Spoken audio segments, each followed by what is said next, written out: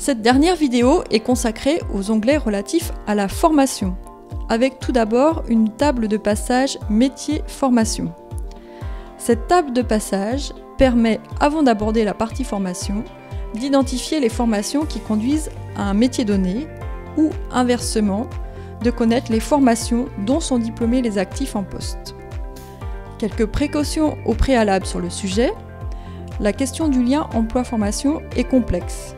Le lien est plus ou moins distendu selon les métiers et les situations les plus courantes sont celles où on a peu de correspondance entre le métier occupé et la formation suivie.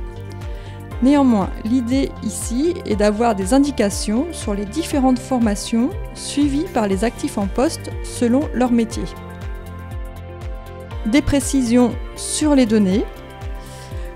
Il s'agit de données qui sont à l'échelle nationale et le lien entre le métier et la formation est établi sur la base de l'observation des formations suivies par les actifs en poste. Donc il s'agit des actifs ayant moins de 10 ans d'ancienneté et il s'agit de données issues de l'enquête emploi. Par ailleurs, si on sélectionne un métier, un même code couleur est utilisé pour représenter les spécialités de formation relevant du même domaine. Si on sélectionne une formation, un même code couleur est utilisé pour représenter les familles professionnelles d'un même domaine. L'onglet suivant est consacré à la formation initiale. Alors, il s'agit de la formation initiale professionnelle et uniquement de la formation relevant des niveaux 5 à 3 hors DUT et DOST. Cet onglet permet de connaître les spécialités de formation présentes dans le bassin sélectionné, notamment celles en lien avec les métiers étudiés. Une cartographie des sites de formation dans chaque bassin est disponible dans la fiche de cadrage. Vous pouvez également vous reporter sur l'outil Cartodéfi sur le site de Défi Métier. Par ailleurs, quelques précautions sur le sujet.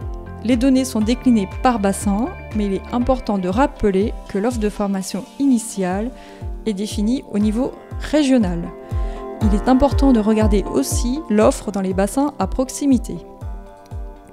Quelques précisions cette fois sur les données. Les données sont au lieu de formation et elles correspondent au nombre d'inscrits en année diplômante, c'est-à-dire la dernière année du diplôme. Il s'agit des effectifs d'inscrits qui sont susceptibles d'entrer sur le marché du travail l'année suivant le diplôme, même si une partie d'entre eux poursuivront leurs études. Enfin, le dernier onglet est consacré à la formation continue. Il s'agit de la formation continue des demandeurs d'emploi.